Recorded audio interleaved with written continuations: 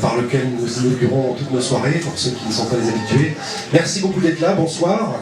Donc nous faisons notre rentrée chez les Cosaques et bien, ce soir nous avons l'immense honneur, l'immense joie de recevoir Maurice G. Dantec, de passage à Paris pour son dernier roman, Satellite Sisters, dont on va parler ce soir. Un roman qui sort dans des conditions un peu particulières, mais je pense que Maurice G. Dantec nous en parlera aussi. Merci infiniment d'être venu ce soir, de nous honorer de votre présence. Merci d'être là, nombreux. Alors, pour en parler, il nous fallait deux grands connaisseurs de son œuvre, deux grands admirateurs aussi. Donc, il y a Romaric Sangarce, que les habitués du cercle connaissent bien, puisqu'il en est le cofondateur. Et il y a Thomas Mafrouche qui nous a rejoint ce soir, de Gonzaï. Merci beaucoup d'avoir accepté notre invitation. Merci et d'être venu pour parler avec Maurice G. Dantec. Je vais maintenant vous laisser la parole. Merci en tout cas, encore. C'est moi qui vous remercie. Bonsoir à tous, merci au cercle pour l'invitation. Bonsoir Maurice. Salut. Alors Maurice, pour commencer, on va parler de Satellite Sisters, ce nouveau roman qui vient de sortir. Alors l'histoire de Satellite Sisters se déroule 15 ans après celle de Babylon Babies. À l'époque, Babylon Babies se terminait déjà par une ouverture avec la naissance des jumelles Zorn. Je voulais savoir si à l'époque l'idée de cette suite avait déjà germé et si vous pensiez qu'elle vous emmènerait jusque dans les étoiles, jusqu'à la planète Mars. Comme je dis souvent, en fait, c'est pas vraiment moi qui ai écrit les romans. Non, c'est vrai. Quand j'ai terminé Babylon Babies, évidemment, j'avais bien conscience que je terminais sur un commencement.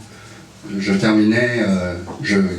clôturais le texte sur une ouverture potentielle. Mais vu que je suis pas un écrivain qui construit ses romans sur storyboard, je me disais, bon, ben, un jour, probablement, quelque chose va frapper dans mon cortex et se mettre à vivre. Mais je ne savais pas quand, d'ailleurs je m'en souciais pas. Et donc, ben, j'ai écrit d'autres romans entre-temps. Et puis, on va dire un certain nombre de circonstances endogènes et internes ont fait que, ben, à peu près dans un laps de temps assez serré, les personnages, les personnes se sont manifestés et ont dit, bon, quand est-ce que tu reparles de nous? Parce que nous, on existe, et ce serait bien que tu parles de ce qui nous est arrivé et de ce qui va nous arriver. Parce que c'est toujours comme ça que ça se passe. Alors, on va dire vers 2010-2011, juste avant que je nique sa mère à la faucheuse, ben, Tourop, les jumelles Zorn, Darkhandley, Joe Jane, et puis une nouvelle génération ont commencé à me parler. Et en fait, moi quand on me parle comme ça, ben, faut que je raconte leur histoire. Alors, c'était pas calculé, mais effectivement, soudainement, l'horizontalité qui avait toujours été un peu la marque de fabrique peut-être de mes romans, s'est translatée vers le haut. Au moment où en plus je découvrais l'existence réelle des choses dont je parlais, c'est-à-dire que Virgin Galactic, ça existe. Le fait que Sir Richard Branson ait un programme spatial privé, bah ça existe. Le fait que Elon Musk ait décidé de partir par lui-même sur Mars, ça existe. Le fait que Franklin Chang Diaz ait fabriqué un moteur à plasma, ça existe. Et donc 15 ans après, ben, ils sont déjà là-haut. Donc j'avais juste à les suivre en fait, et à translater le Las Vegas d'où partent les fusées aujourd'hui, bah, là-haut, c'est-à-dire là où ça va commencer, là où l'humanité va cesser de vivre au berceau, comme disait Tchaikovsky, l'astronomicien russe. Je ne peux pas expliquer les choses autrement comme ça. Dans Babylon Babies, les événements menaient Europe jusqu'au Canada, au moment où vous-même vous installiez au Québec. Est-ce qu'on doit voir une certaine analogie se créer entre vos romans et vous-même, peut-être inconsciemment? Et pour aller plus loin, est-ce que l'envie viscérale qu'ont les héros de Satellite Sisters de quitter la Terre, n'est-ce pas un peu finalement votre désir suprême à vous d'explorer le cosmos? Ah bah c'est sûr que dès l'âge de 4 ans, un des plus vieux souvenirs que j'ai, c'est l'image des Sound Rangers américaines qui s'écrasent sur la Lune à la télé. Donc ouais, c'est sûr que, on va dire, quoique je ne fasse pas des romans autobiographiques évidemment, mais il y a un entrelacement constant entre, on va dire, ma vie et ce qui est raconté. Mais je veux dire, je me demande si en fait c'est pas anecdotique. Si tu veux, c'est oui, il se trouve que dans Babylon Babies, on part du. Je suis jamais allé au Kazakhstan, par exemple, et j'ai jamais tué de soldats chinois. À mon grand regret, peut-être, je ne sais rien. Mais en tout cas, ça n'a jamais été le cas. J'ai jamais non plus, comme il est prétendu parfois, par exemple, je n'ai jamais fait de trafic d'armes en Bosnie-Herzégovine, comme Tourap en a fait. Donc, c'est simplement peut-être que j'appartiens à une tradition littéraire qui n'est pas tout à fait française.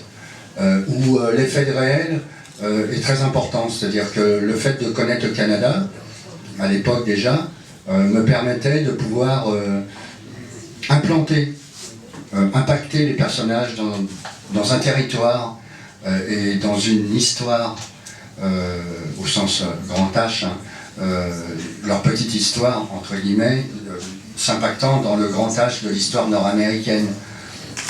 Après, c'est pareil, la conquête spatiale, c'est quelque chose qui existe, enfin, en tout cas qui a existé, même si elle a été mise entre parenthèses après qu'on ait fait un petit tour de Jeep et planté un drapeau américain sur la Lune. Mais voilà, les choses reviennent, les choses sont reprises, au sens de Kierkegaard, c'est-à-dire qu'elles sont reprises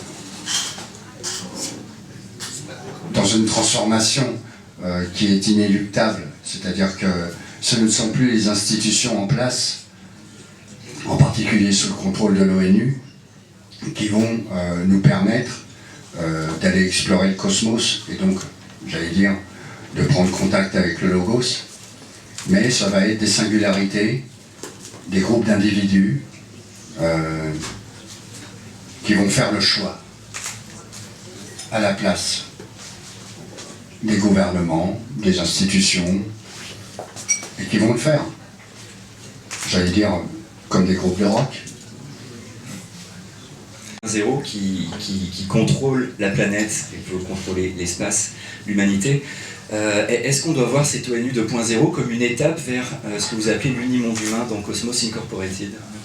Oui, c'est drôle parce que c'était pas calculé, mais effectivement, au moment de l'écriture, je me suis dit, tiens, en fait, c'est comme un prototype de ce que j'ai écrit dans Cosmos Incorporated 30 ans avant, disons, ou 40 ans avant, peu importe.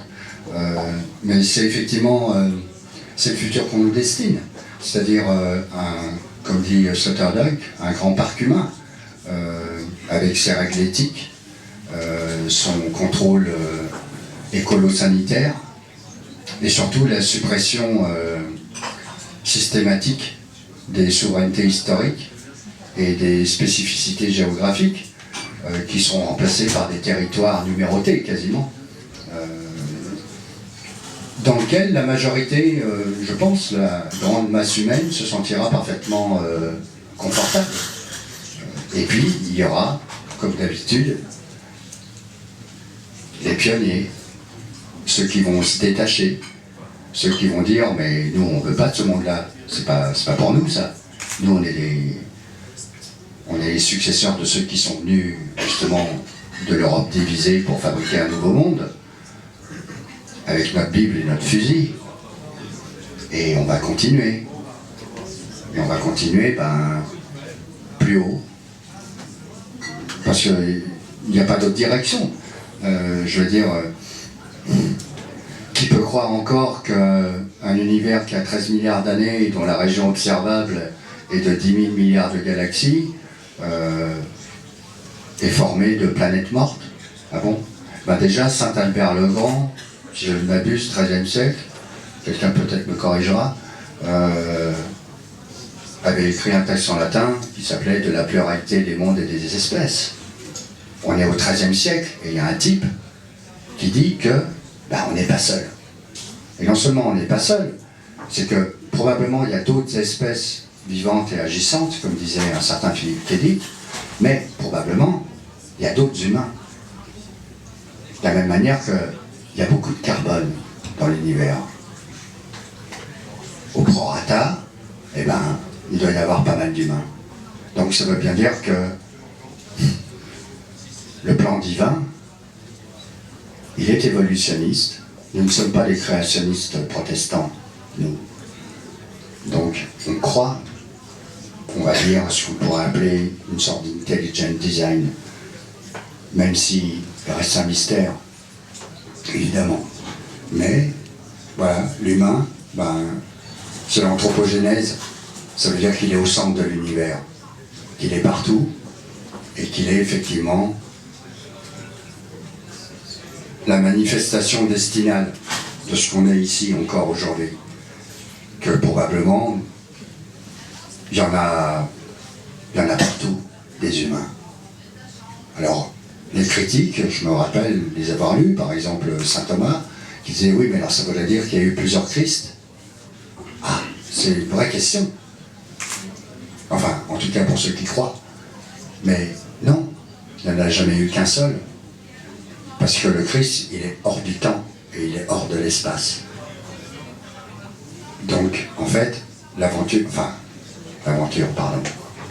La révélation christique, elle est valable une seule fois, mais peut-être pour des millions d'êtres humains. En même temps, et à des échelles de temporalité radicalement différentes. C'est le mystère du christianisme. On n'est pas prêt de le résoudre, entre guillemets. Il n'est pas venu là pour apporter des réponses et pour nous poser sans cesse des questions. Pionniers. Est-ce que pour vous, les pionniers d'aujourd'hui, les pionniers de demain, ce sont les investisseurs privés? Je vois pas. Comme Richard Branson, justement, dans le livre. Oui, c'est l'historicité qui veut ça. C'est la destruction créatrice selon Schumpeter, c'est-à-dire il va falloir casser beaucoup de choses pour pouvoir aller sur Mars. Il va falloir casser déjà des habitudes de pensée. Il va falloir casser aussi sans doute des industries. Il va falloir casser des gouvernements. Il va falloir casser plein de choses. Alors les pionniers, c'est ce qu'ils ont toujours fait. Quand les conquistadors arrivent face au royaume aztèque, il leur faut un après-midi pour abattre un royaume qui dominait depuis des siècles les populations entières, simplement parce qu'ils ont inventé les 3 lignes de fusil. Bon, c'est comme ça. Donc, oui, effectivement, ça va être probablement, en tout cas, une étape très importante que le capitalisme, ou plutôt le métacapitalisme peut-être, appelons-le comme ça, va forger, c'est-à-dire le dépassement précisément du capitalisme par lui-même, dans des soubresauts dont on ne devine pas encore l'ampleur, quoique il me semble que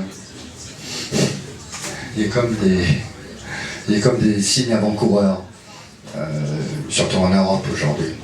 Mais ça viendra de partout, du Sri Lanka comme du Texas, comme de la Sibérie ou peut-être même aussi de l'Afrique, il y a des gens qui soudainement vont dire non, ce monde-là que vous nous faites, que vous nous préparez, mais on n'en veut pas. On ne veut pas vivre là-dedans, on ne veut pas vivre dans un parc. Nous, on est là pour continuer à vivre l'aventure humaine. Et l'aventure humaine, elle fait que commencer. C'est ça aussi, l'histoire de Satellite Sisters, c'est aussi l'histoire du début de l'humanité. C'est-à-dire qu'il y a beaucoup de gens qui ont pensé que j'étais une espèce d'écrivain, comment dire, du post-humain. Avant de fabriquer le post-humain, il fallait déjà commencer à fabriquer l'homme. Il fallait peut-être y penser. Et précisément, on n'en est encore qu'à ses prémices. Et pour moi, les jumelles Zorn sont les prémices de l'humanité. Elles ne sont pas quelque chose qui se situe en fait au-delà. Elles sont plutôt les racines qui n'ont pas encore été intégrées par le pithécanthrope moderne. J'aurais voulu parler un petit peu de musique, Maurice. J'ai trouvé qu'il y avait une très forte musicalité dans ce livre. Il y a le concert de Muse, évidemment, au cœur du roman. Il y a plusieurs paroles de chansons qui sont reproduites dans le livre, et j'ai un peu l'impression que vous avez voulu mettre au point une sorte de bande originale pour ce livre. Vous citez tour à tour Tangerine Dream, les Beatles, Brian Eno, Creedence Clearwater, le Floyd, Public Image. C'est un peu ce que vous avez voulu faire. Ben, en fait, comme je dis toujours, c'est pas ce que j'ai voulu faire, c'est ce que le livre a voulu faire. Moi, je suis un instrument, hein, faut être clair. Je suis une Gibson, branché à un Marshall. Après, il y a... Ouais, dans le meilleur des cas, on va dire. Mais c'est ça. Le roman, c'est ce qu'il voulait dire. Enfin, c'est ce qu'il voulait... Excusez ? Il y a du Larsen ? Non. Ah, j'ai cru comprendre ça. Ok. Ah non, pardon, excusez. ouais, c'est ça, ouais, il y a un feedback, absolument. Ouais. Et la musique, de toute façon, dans mes romans, elle a toujours été là. Enfin, depuis La Sirène Rouge, je pense que c'est des choses qui ont été notées. Mais encore une fois, c'est pas quelque chose de calculé. Il se trouve que Muse, bon, c'est un groupe qui a demandé précisément à Branson, nous, on voudrait être le premier, on voudrait pouvoir faire un concert dans l'espace. Est-ce que vous avez une place pour nous? Branson lui a dit, why not? Dès que j'ai un truc là-haut, vous viendrez faire un concert. Bon, voilà. Maintenant, Public Image ou Floyd ou... c'est pareil, c'est comme les personnages, soudainement la musique est là. Elle n'est pas obligatoirement d'ailleurs là au sens, que je l'écoute au moment où j'écris, mais elle est dans mon cerveau, elle demande là aussi à exister. Artoon Baby par exemple, oui, The Station, à un moment donné, ça prend une importance capitale. Pourquoi? Parce que c'est la chanson qu'écoute Torop au moment où il va faire le premier attentat spatial. Pourquoi cette chanson? J'en sais rien. Elle s'est manifestée, elle a dit c'est moi. C'est moi qui vais être là au moment où Torop va se faire péter la tête. J'ai dit ok, d'accord, c'est toi. Vous avez mêlé il y a un petit moment musique, littérature, philo dans un projet qui s'appelle Schizotrope avec Richard Pina. Ouais. Est-ce que musicalement vous avez des projets en cours? Je crois que vous êtes à nouveau en contact avec Richard Pina. Oui, je suis en contact avec Richard, mais aussi avec d'autres gens j'ai des projets, effectivement.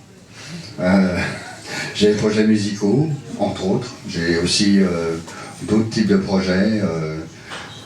Une adaptation, par exemple, filmique, que je ne réaliserai pas moi, mais que je vais co-réaliser avec quelqu'un. Des carnets du sous-sol de Dostoïevski. Souhaitez-moi bonne chance.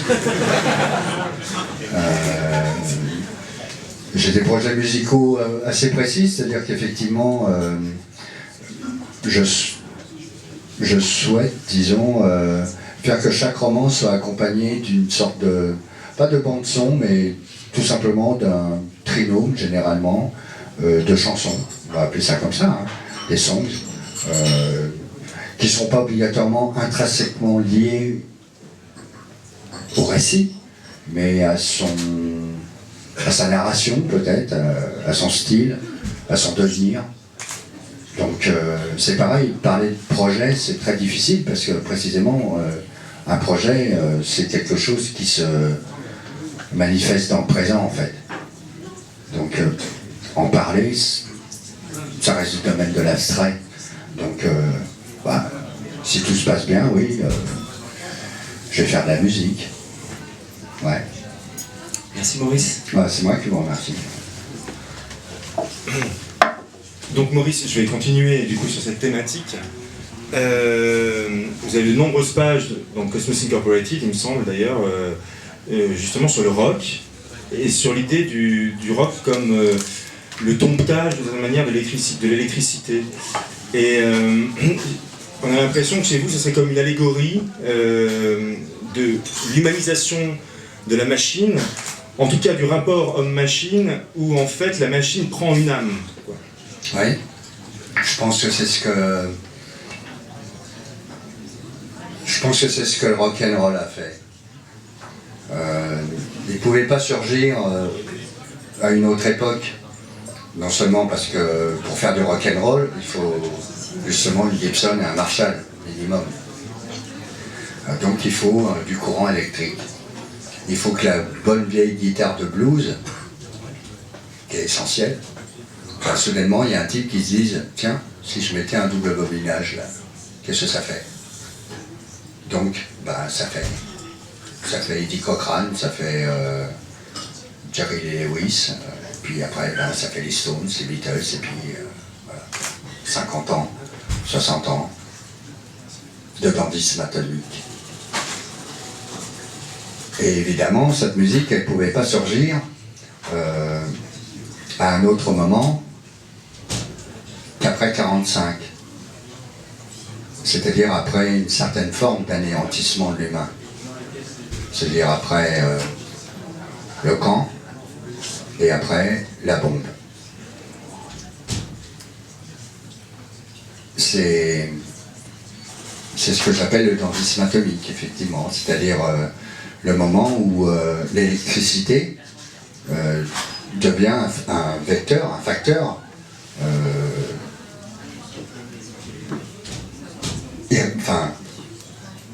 essentiel, capital de l'humanisation, de la réhumanisation.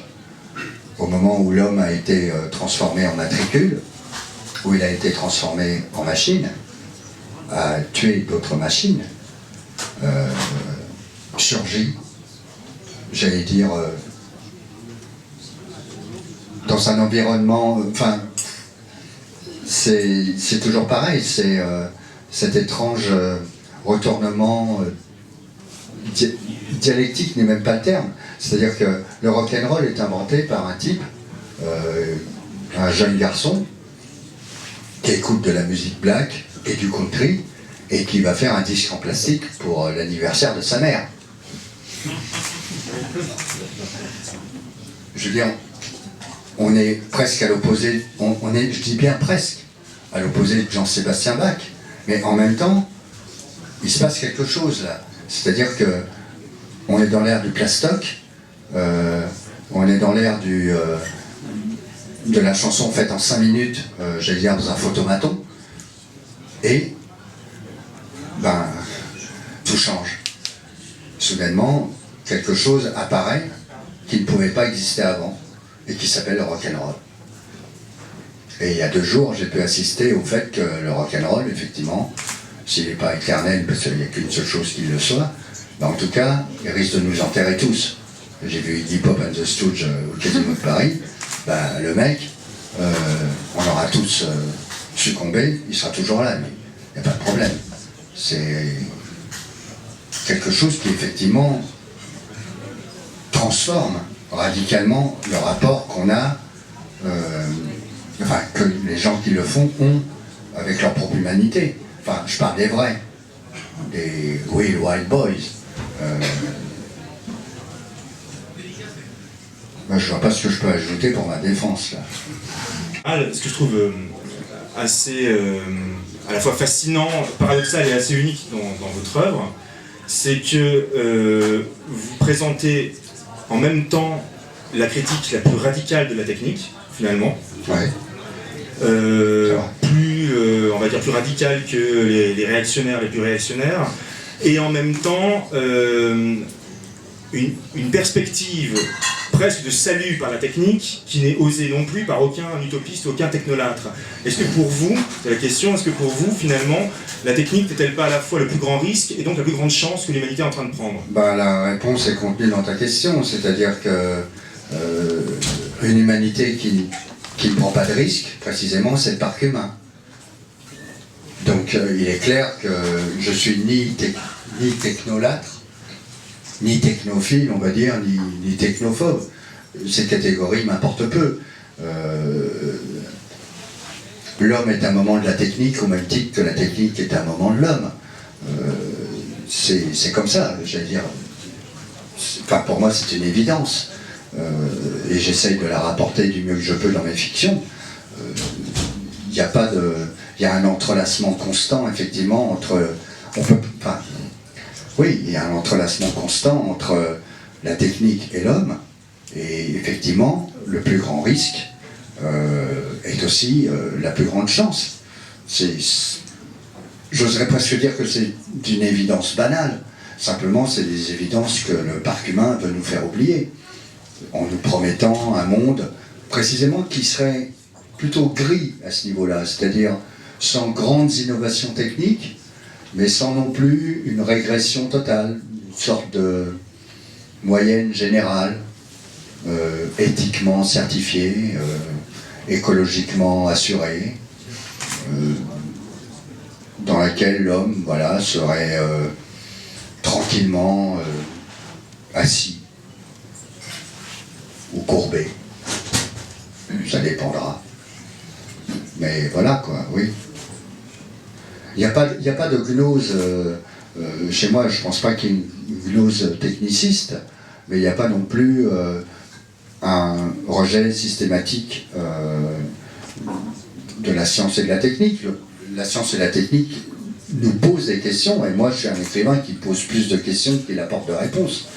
Donc je me suis pris la technique, comme je l'ai dit tout à l'heure, je me la suis prise dans la tronche quand j'avais 4 ans, parce que soudainement je voyais des images de la Lune, et puis soudainement, noir, blackout. Pourquoi? Parce que la sonde Ranger s'était écrasée. Elle avait fait crash sur un cratère. Ah, ok. Il y a, vous insistez beaucoup sur, et vous développez beaucoup, on va dire surtout, cette idée d'évolution en acte. Ouais.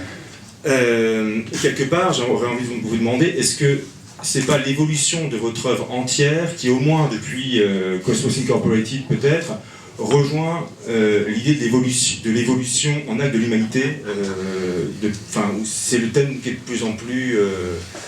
Oui, là aussi c'est pareil, c'est pas calculé, comme je dis souvent, c'est pas moi qui calcule ma littérature, c'est plutôt ma littérature qui me calcule. Et effectivement, là aussi, il y a un entrelacement, peut-être même des entrelacements secrets, dont moi-même je n'ai pas complètement conscience avant que l'écriture se manifeste. Parce qu'encore une fois, bon, les écrivains qui préécrivent leurs bouquins, bon, on va dire qu'on n'est pas du même monde. C'est le cas de le dire. Moi, c'est plutôt mes bouquins qui me préécrivent. C'est eux qui font, entre guillemets, avancer, dans la mesure du possible, mon propre cerveau. Et effectivement, l'évolution en acte, c'est-à-dire le fait que l'évolution, elle est toujours là, et qu'elle reproduit, entre guillemets, elle reproduit toujours le même pattern que celui de la mangouste et du cobra. qui est c'est-à-dire une petite demi-douzaine de pages, je pense, dans le roman, et qui pour moi a eu une importance assez particulière, j'allais dire. Parce que vous avez Bouwa, le cobra, le gros, avec ses anneaux.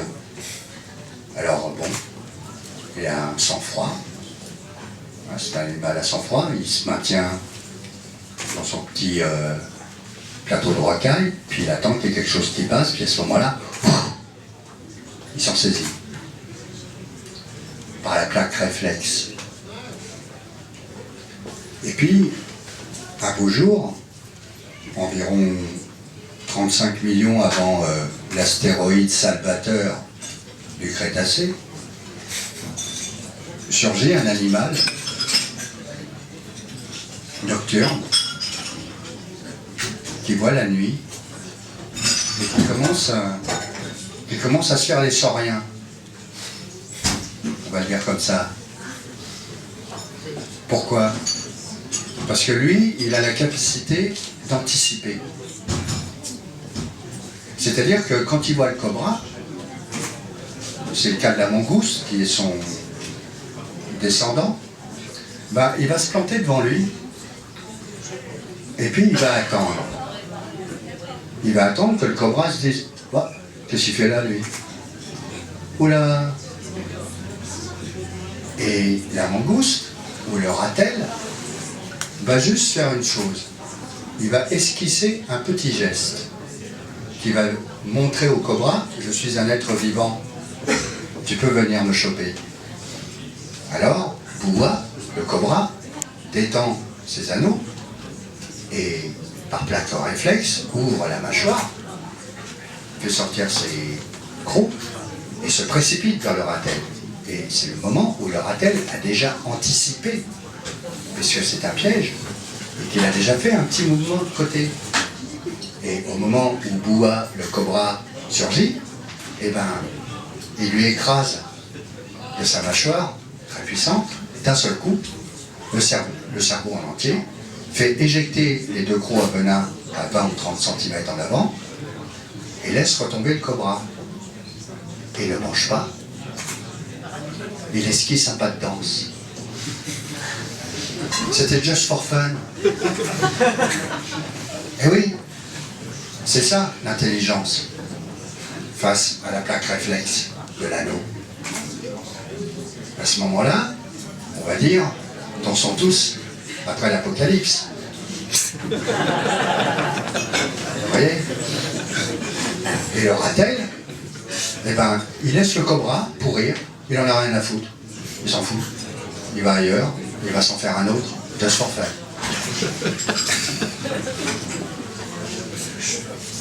J'ai aussi, Maurice, une conversation qu'on a eue tous les trois d'ailleurs récemment, parce qu'on a fait un entretien avec vous au Virgin Megastore qui sera bientôt disponible sur les sites du salon littéraire de Gonzaï et de Chronica également en commun. Et on avait abouti plus ou moins dans la conversation sur ces figures principales de votre œuvre et peut-être antithétiques, qui sont le pionnier et le serial killer. Je me demande d'ailleurs si la première partie de votre œuvre ne s'intéresse pas davantage au serial killer et la seconde au pionnier. Et en fait, rajouter une troisième figure qui serait l'écrivain, puisque vous avez quand même dit que les plus gros, il me semble, que ceux qui détruisent la littérature aujourd'hui étaient principalement des écrivains, enfin, c'est fatal. Donc est-ce que vous pourriez, d'une certaine manière, nous parler un peu plus de cette triade, le serial killer, le pionnier et l'écrivain? Par où commencer? Déjà, le tueur en série est effectivement, en fait, une figure emblématique, on pourrait dire, du XXe siècle, mais étrangement, on constate sa présence dans l'humanité au cours de l'évolution humaine. Ça veut dire que, en fait, le tueur en série, c'est pas autre chose qu'un homo. Je crois vous l'avoir déjà dit, mais c'est pas grave. Le tueur en série, c'est un homo lambda réussi. C'est un homo lambda, je veux dire, il sort les poubelles le soir, il vous dit bonjour, il a peut-être même une femme, des enfants, il a un boulot, il est parfaitement intégré à la société. Mais, dans son jardin, il y a une trentaine de cadavres. Bah, dans son jardin ou ailleurs d'ailleurs, peu importe.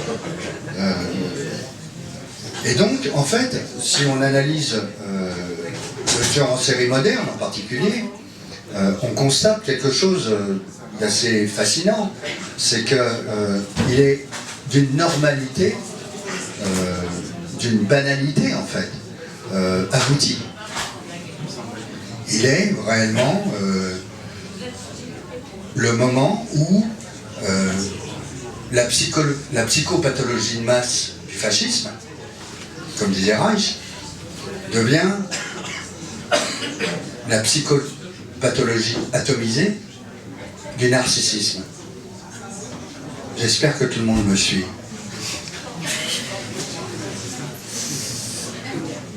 Le tueur en série, c'est juste l'aboutissement ultime de la perversion narcissique. C'est le moment où cet homo lambda, en fait, pour lui, même l'assassinat en tant que tel, est peut-être quelque chose d'accessoire. C'est l'aboutissement d'une série d'actions. Le mot action n'est peut-être pas très bien choisi par moi là. Une série de moments où le plus grand pied qu'il a, en fait, c'est le moment de la domination de l'altérité. Comme tout pervers, le tueur en série ne vit que par l'altérité, mais par sa suppression. Donc dans une contradiction permanente, enfin contradiction n'est même pas le mot, dans un paradoxe insoutenable, qui fait qu'effectivement, il ne peut vivre que par l'autre, mais en le supprimant. Ce qui fait que il vit constamment devant son propre vide. Il vit devant, un peu comme la légende des vampires l'avait notifié, un vampire n'a pas d'image. Il n'a que des masques. Et au fur et à mesure qu'il tombe, ben, c'est free fall. Ce qui fait que on est entré dans un monde où le tueur en série est assez emblématique, j'allais dire, de la maladie du 21e siècle. Dans le sens où, au 20e siècle, il y avait encore la possibilité, on va dire par exemple pour un psychopathe d'origine autrichienne, qui portait une moustache à la Charlie Chaplin, de contaminer de sa propre folie un ensemble, en tout cas déjà pour commencer, mais on va dire des ensembles géopolitiques constitués. Ce que Reich appelle la psychopathologie de masse du fascisme. Bon, ben, on est passé à une autre époque. On est passé à l'époque où cette psychopathologie de masse s'est micronisée. Pourquoi? Parce que la politique, elle n'existe plus. C'est terminé. Il n'y a plus de souveraineté historique, il n'y a plus de spécificité géographique. C'est remplacé par des territoires contrôlés par une organisation supranationale qui s'appelle l'ONU et ses divers rouages. Et donc, on assiste au mouvement inverse, c'est-à-dire que soudainement se concentre dans un individu ce qui auparavant explosait dans un ensemble géopolitique. Là maintenant, c'est la condensation de cette pathologie atomisée, micronisée en milliards d'entités soi-disant individuelles, au sein, entre guillemets, d'un cortex, au sein d'une non-personne, qui va exercer sa domination, sans partage, si possible, sur d'autres individus. Je sais, j'ai vécu. Donc, je peux en parler en connaissance de cause. Et voilà. Si la maladie du XXe siècle, c'était précisément la psychopathologie de masse, La maladie du 21e, c'est son inversion, c'est la psychopathologie atomique. Et elle ne fait que commencer, on commence à en voir que les prémices. Le tueur en série étant, j'allais dire, son aboutissement. Bon, parce que, on va dire, il y a encore quelques degrés, j'allais dire, dans l'être humain, si on peut appeler ça comme ça. Et voilà, quoi. Ça fait partie aussi, ça, de la destinée humaine. C'est quelque chose qu'il va falloir se coltiner. C'est clair. Ouais. Pionnier, par rapport à cette figure. Le pionnier écrit l'histoire. Il ne le fait pas exprès, d'ailleurs. Il se dit pas, tiens, je vais écrire l'histoire. Mais il le fait. L'écrivain, d'abord, est-ce que ça existe? L'écrivain. Moi, si vous voulez, j'ai un rapport avec les autres écrivains qui est un peu complexe, on va dire. Enfin, surtout les écrivains français qui pensent que raconter l'histoire de Jean-Paul qui tombe amoureux du teckel de Barbara, bon. Disons que, comme je le dis souvent, j'écris pas depuis les banquettes du Café de Flore, mais plutôt depuis le tarmac de Canaveral. Donc effectivement, il y a quelques abysses, pour le moins, qui me séparent de Marie Darrieussecq, où j'ai pris au hasard, pourquoi pas, ou d'autres, peu importe, qui me donnent des leçons en plus de littérature. Mais voilà quoi, c'est l'écrivain, c'est un peu une figure, bizarrement j'allais dire, l'écrivain est une figure de style. Vous avez des écrivains, nous sommes tous singuliers, enfin certains d'entre nous le sont en tout cas. Après vous avez la masse des concourables, bon, la masse de ceux qui tirent à vue sur ceux qui ne pensent pas pareil, qui osent dire des choses qui sont peut-être inconvenantes. Je pense effectivement à quelqu'un, je pense que vous avez deviné, qui a dit des choses inconvenantes, et avec lequel peut-être je me serais, comme on dit chez moi, pogné franchement, par rapport à ce qu'il a dit, mais au moins, est-ce qu'il est encore possible d'avoir des rapports dialogiques dans ce pays, entre écrivains, comme à l'époque, je ne sais pas moi, de Céline et Aragon? Ben, visiblement non. C'est, on se groupe, on fait consensus, et on tire à vue, au nom de la bien-pensance. Richard Millet, puisque c'est lui dont il s'agit, a peut-être déconné. C'est sans doute probable. Maintenant, il faut voir exactement à quel titre il a déconné. Est-ce que c'était écrit, j'allais dire, que soudainement, toute la clique de la littérature, entre guillemets, se met à parler d'une seule voix? Ah bon? C'est ça, les écrivains? On parle tous d'une seule voix? On doit obligatoirement faire feu, j'allais dire, d'un bel ensemble sur un type qui, comme je dis, a peut-être déconné. Et alors, peut-être que sa déconnade, entre guillemets, nous indiquait aussi quelque chose. Qui s'est posé la question? Bon, visiblement, quelques personnes quand même. Mais bon, voilà quoi. Voilà, on en est rendu en France aussi. Cette absence totale ou plutôt cette omniprésence de l'univocité. Ça, c'est quelque chose qui fait que je me considère plus comme français. C'est clair. Je suis un écrivain nord-américain de langue française. Et je ne suis pas un écrivain français. Là-dessus, la cassure a été opérée il y a déjà longtemps. Donc voilà. L'écrivain, c'est, pour le moment, en France en tout cas, en Europe, même, je dirais, quelque chose de très problématique. Où il est? Qu'est-ce qu'il dit? Qu'est-ce qu'il raconte? C'est quoi ces histoires? Je sais pas. J'ai une sorte de distance presque instinctive avec ce qui vient de ce pays. À ce niveau-là, je dois le reconnaître, quoi. Bon, il y a des exceptions, évidemment, mais encore une fois, l'écrivain, j'ai l'impression qu'il n'existe plus. Ouais. Où sont les Ferdinand Céline, quoi? Il y a beaucoup de Jean-Paul Sartre, par contre.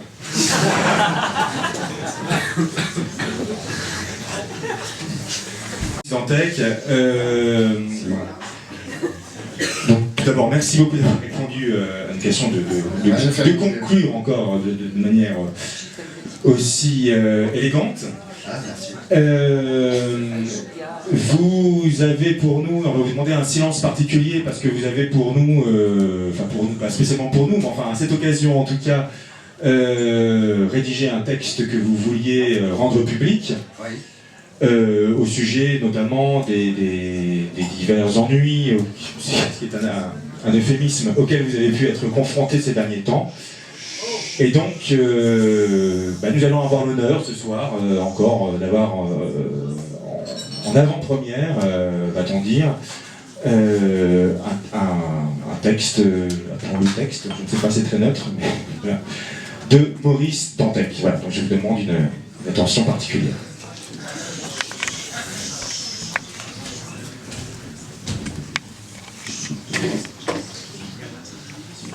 Neurocan ou Satellite Fighter. Lorsque je suis mort pour la première fois le 2 avril 2011, cela dura 7 jours. Le temps de créer un monde et la créature qui l'habite. Le temps de produire un coma artificiel qui habitera un homme, selon la nomenclature médicale en vigueur. Une simple pécadille pour les pigistes blogueurs aux ordres de la bien-pensance, indifférencialistes, ou les intervenants de forums internet autoproclamés docteurs en droit, mais dont le bloc tout juste multineuronal est à ce titre généralement inculte. Je subissais alors un choc septique majeur qui commençait à attaquer les organes environnants, dont les poumons, qui subissait par voie de conséquence un double pneumothorax en règle. Autres détails sans la moindre importance significative pour les larbins de service et les décoratrices de mode des défouloirs internautiques. L'opération échoua. Une nécrose était apparue. Une seconde intervention s'ensuivit aussitôt sous anesthésie générale lourde, modèle abyssal. Plus de 30 cm de l'organe infecté furent retirés in extremis, puis, une semaine de coma plus tard, on procéda à la réparation des dégâts par ce qui s'appelle une colostomie, dispositif réservé habituellement aux victimes des cancers en phase métastatique. Simple figure de style pour les micro-barons de l'anneau qui savent, sans jamais avoir rien appris, surtout pas dans leur propre corps qui n'est pour eux qu'un appendice vaguement animé, quoique bien planté au garde à vous devant le rictus sans visage du pouvoir narcissique. C'est au cours de la toute première mort, alors que les médecins se trouvaient face à un pronostic plutôt sombre quant à l'issue du coma dans lequel ils m'avaient plongé, que mon épouse, dont je tairai l'état psychologique, reçut un coup de téléphone en provenance de France, d'un homme, semblait-il en tout cas, qui s'enquérait visiblement inquiet de mon état de santé. Lui ayant livré l'avis pessimiste et circonstancié des chirurgiens, Sylvie s'entendit répondre par une voix assourdie d'une forme inédite d'angoisse existentielle. « Mais qu'est-ce que je vais devenir ?»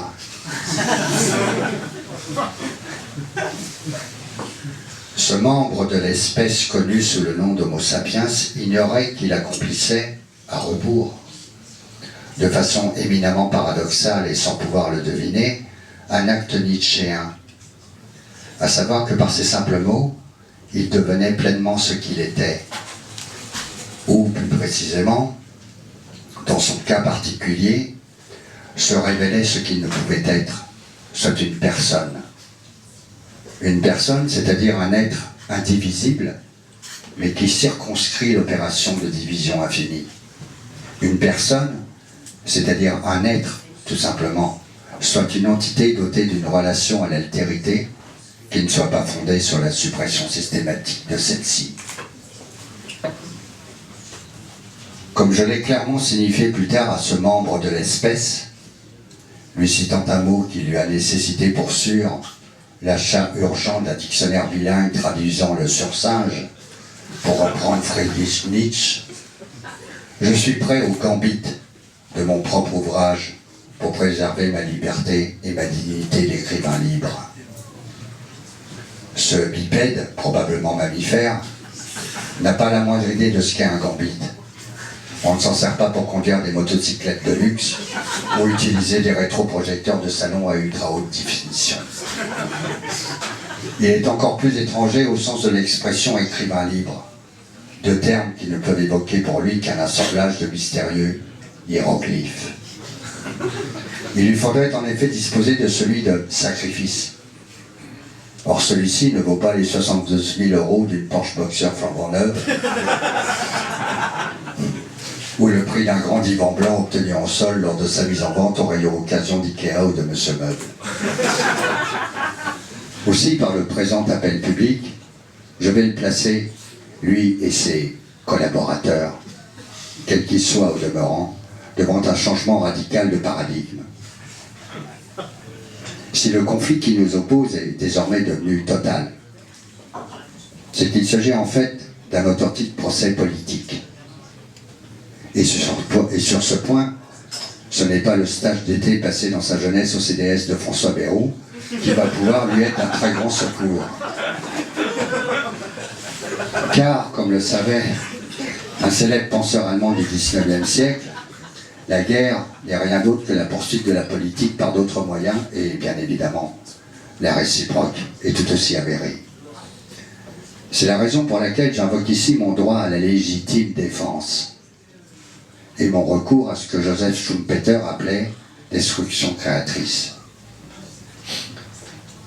J'en appelle officiellement aux véritables hommes libres, ceux qui, parmi mes lecteurs, ont compris ce qui s'était tramé durant cette année pleine, jusqu'à ce qu'une convergence de facteurs détonnants fasse tout exploser dans mon esprit, enfin libéré de l'emprise d'une sinistre manipulation psychologique, calculée comme telle dès les origines. Ce conflit éminemment politique, comme je l'ai dit, met en jeu deux systèmes de valeurs absolument et à jamais irréconciliables, incompatibles, incompassibles, aurait dit Leibniz, et qu'aurait repris Gilles Deleuze.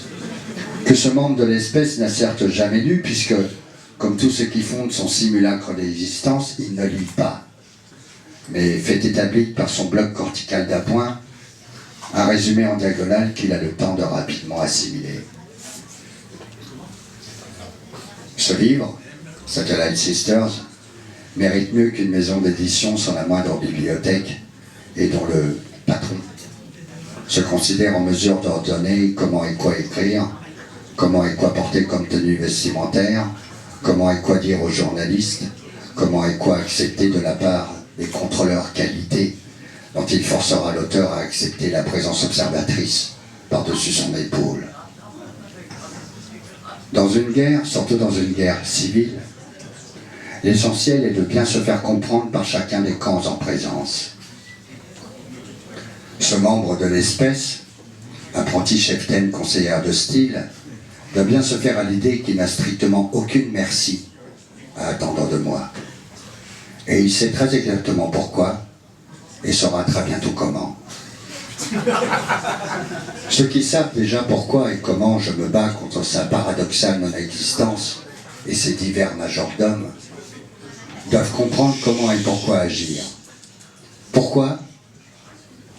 Pour se dresser contre l'inhumanité postmoderniste basé sur l'indifférenciation narcissique généralisée, ce micro-totalitarisme d'après la mort du politique, cette psychopathologie de masse du fascisme, pour citer Wilhelm Reich, atomisée dans le tout à l'ego autonomique. Comment? En laissant une chance au livre d'exister par lui-même et aucune à ceux qui l'ont kidnappé, en le plaçant d'office dans leur camp d'internement neuropolitique. Je ne fais guère confiance aux institutions qui gouvernent ce pays sous le haut patronage politicien et moralitaire d'organisations sans visage ni véritable légitimité. Mais ce sont les grands médias en place, en particulier ceux qui se réclament d'une tradition républicaine d'objectivité, qui ont montré de quel côté, celui du manche, celui du fric, celui de la foule micronisée contre l'homme seul réunifié, celui du moi-je d'abord contre celui de l'autre en soi, bref, celui de leur homologue membre de la même espèce, ils entendaient se situer.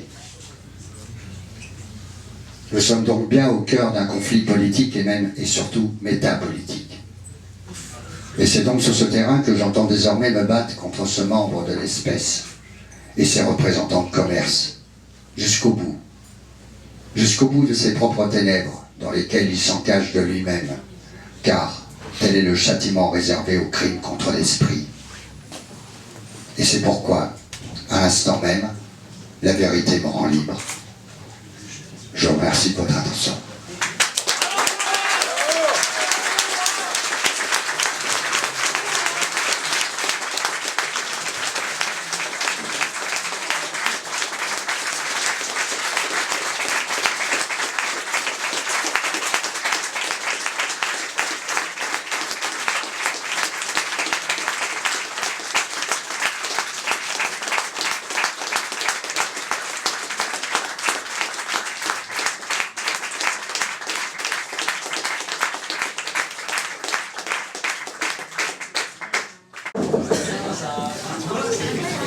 Eh ben merci encore 1000 fois à Maurice, Dantec.